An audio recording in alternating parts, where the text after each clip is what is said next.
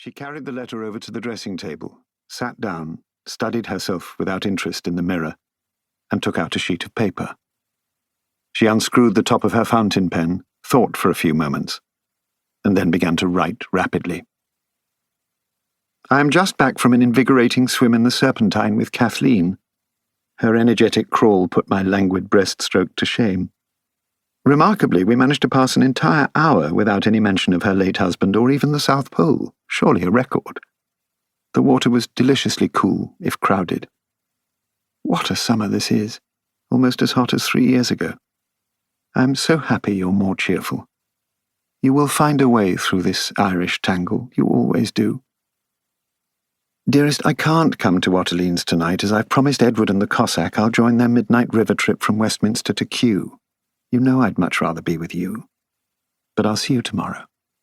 All my love. Despite the speed of composition, her distinctive stylish calligraphy was clear as print. She, too, didn't sign her name. She blew on the glistening black ink, addressed the envelope, Prime Minister, 10 Downing Street, London, SW, added a penny stamp, and rang for Edith, her maid, German-Swiss, reliably discreet, to take it to the postbox. There were 12 deliveries a day in London in 1914.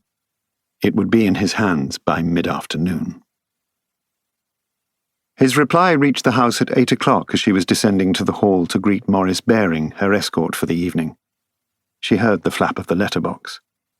Out of the corner of her eye, she saw Edith go to the wire cage. "Hello, dear Maurice." She extended her hand. He was rich, 40, balding, a man of letters, indeed a published poet, Forget-Me-Not and Lily of the Valley, 1905, now, alas, forgotten. He was wearing white tie and tails with a red carnation in his buttonhole. When he bent to kiss her fingers, his soft moustache brushed her wrist. She could smell his delicate lime pomade.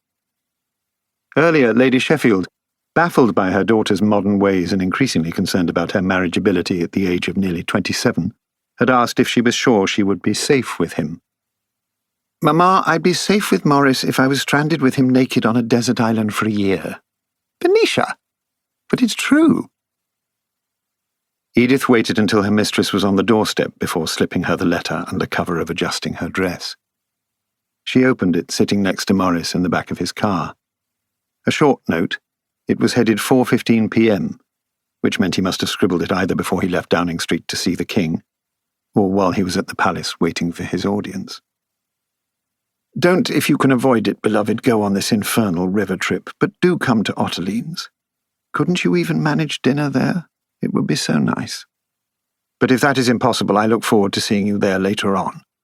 Do try. Your own."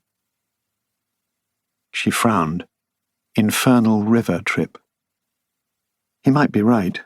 She had had her doubts about it ever since she accepted the invitation, albeit for reasons different to his. The trouble with boat parties, in her experience, was that while one could get on them easily enough, it wasn't nearly so easy to get off them. And there were few things in life she detested more than feeling trapped. Maurice must have registered the change in her expression. "Trouble with an admirer?" "I don't have admirers, Maurice, as you well know." "Oh, I wouldn't be so sure about that." She didn't much care for the tone of the remark, nor for the somewhat toothy leer which accompanied it. Dear God, had she been on the shelf so long even Maurice might be contemplating a pass. She said, "I suppose it's too late to chuck this whole boat trip business and go to Otterleen's instead." "What a peculiar thing to say.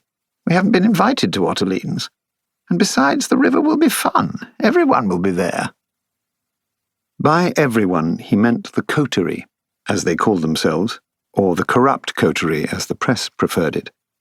24 or so friends, the number fluctuated according to some mysterious collective judgment as to who was amusing and who a bore, who went around together, sometimes to the Café Royal, occasionally to the music hall or a boxing match in the East End, most often to the Cave of the Golden Calf, a basement nightclub near Regent Street.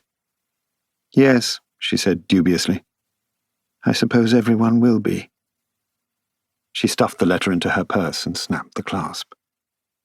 She was not one of the Coterie's leading spirits. She did not drink like Sir Denis.